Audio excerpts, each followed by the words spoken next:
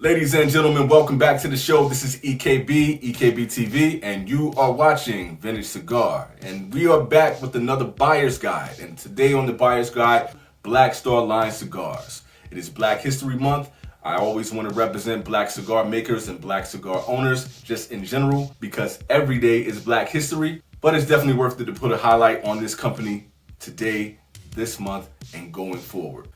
I'm not as familiar with this cigar brand. This is something that is very new to me, and I haven't smoked a lot of the cigars, so normally when I'm highlighting the brand, I'm giving you specific cigars that we want to get into. But today, I want to focus more on the company Black Star line cigars. Now, the name drew me in earlier when I found out about this cigar brand. I was assuming it had a lot to do with the Pan-African movement, Marcus Garvey, and it could have had something to do with the rap group Black Star as well, too. And it's something that just needs to be highlighted in everyday life. The cigar owner, ARIC, I want to highlight him right now because he's a firefighter and he really came up with the idea that he wanted to get into cigars, and he worked his way into this and he's really made a name for himself. He was all over TPE this year in 2020 and he was there last year, and I really got to respect the man for his hard work. This is something I want to take my hat off to. No pun. There are cigars that are in his line. You definitely want to go to the website and check that out. The La Labella and also the El Milagro. Hey, this is the buyer's guide, so get out there and try these cigars. Let's get into the main event. Let's do the comparison between the Warwich. We have two cigars with the Warwich brand. We have the light and we have the dark. I want to take a look into both of these, compare the smoke, see how they taste, and see how good these cigars are. Let's give them a rating. Let's get into it. The first cigar that I smoked was the light Warwich. And this is the first iteration of this particular label on Black Star line cigars. This cigar is a Nicaraguan Puro.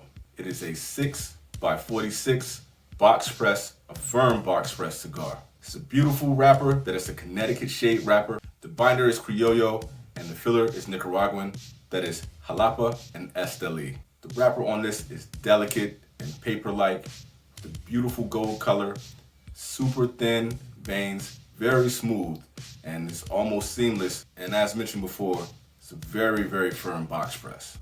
Now, smoking this cigar upon light up, it was bold. You get the red pepper, you get the cayenne, you get the cedar notes, and it stands out and it hits you in the face. The last thing that you were expecting was a cigar this strong from a Connecticut shade. It sets it apart from a lot of other cigars that are out there. Moving into the first third for this cigar, you get a great draw, and it's a bold smoke output.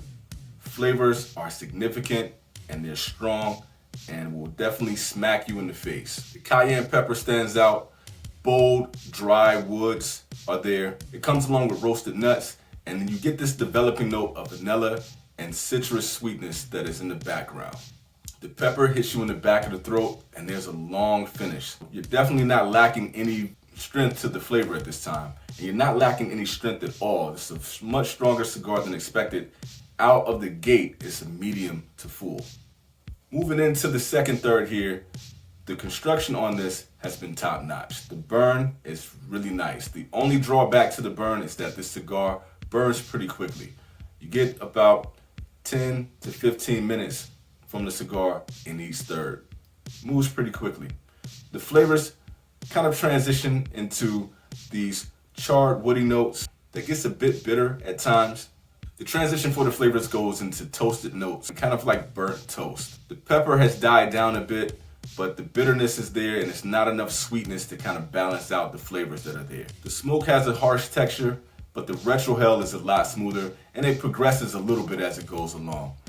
I'm not the hugest fan of the flavor profiles on this, but if you do like stronger flavors, this would be a cigar for you. Moving into the final third, the flavors start to transition. The cedar stands out a bit more. The leather and the black pepper hold up, and the flavors are there until it starts to wash out a bit towards the end. The burn line on this was amazing from the beginning all the way to the end. I definitely want to highlight the construction. That is something that really stood out for this cigar and will definitely earn it some points. Now that we've had the Warwich Light, let's move into the second cigar, the Dark Warwich. Now for the Dark Warwich, this is also a Nicaraguan Puro as well. Similar in stature to the previous cigar, this is a Corona Extra as well. It's a 6x46 and it's a box press, but it's a much softer box press than the light Warwich. The wrapper on this is a Corojo 99. The binder and the filler are both Nicaraguan, but not much detail disclosed about it other than they're Nicaraguan, and this is a Nicaraguan Puro. The wrapper on this cigar is much more rugged, and you have more of a definition with the veins, but the seams are nearly invisible on this. On the initial light up, the draw is a bit tighter than it was for the light Warwich, but the flavor profile is a standout. Light coffee, a little bit of caramel. This is a good way to start a cigar. Moving into the first third, the taste of the coffee gets a bit stronger. It becomes earthier, but that's not a bad thing. It really is a delicious smoke. You add that in with the roasted nuts, and you get the caramel in there. Much sweeter, much smoother, significant taste profile change. It actually kind of reminds me of peanut brittle, and that is something that I'm not really familiar with in a cigar, and this really stood out. The retroheld is a bold espresso, deep coffee, nice strong notes, and very smooth. There is a bit of tunneling happening with this cigar early in the first third, and I'm having some burn issues. That's been the drawback. Flavor, fantastic. Burn, not so much. Moving into the second third, the flavors of the coffee, the earth, the nuts, nice and roasted, leather and caramel, a fantastic taste and a fantastic heart of this cigar. There's a burst of charred wood in there to kind of help balance it out a little bit, to give you a little bit of a savory smokiness to this cigar. But the burn on it is still a bit wonky, and it burns fast, just like the previous cigar. Moving into the final third, the burn for the cigar kind of corrected itself, and it's a much more enjoyable smoke.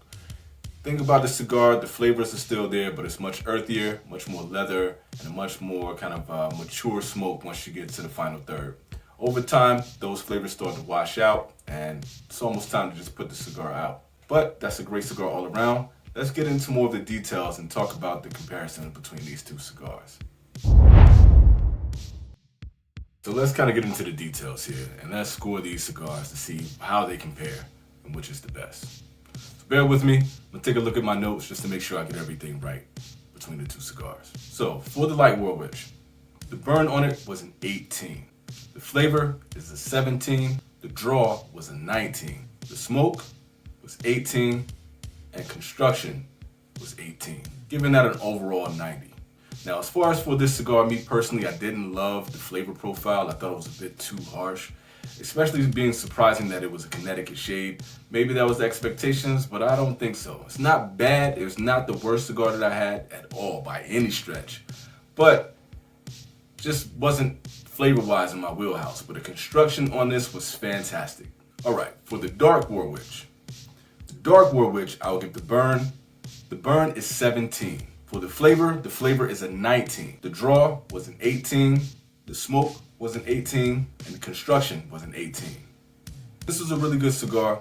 What really took some of the points off was for the burn time, and tunneling and things that affected the burn. Flavor on this cigar was far above the light Warwich. I love this brittle taste. It was sweet, it was nutty, it was warm. It was just a really good tasting cigar.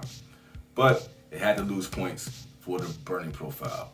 Both of these cigars, I would highly recommend, and I think it's worth going out there, trying this cigar. All in all, I enjoyed this comparison. I enjoy these cigars. Anyway, you guys let me know what you think. Please try these cigars. Please keep watching the show.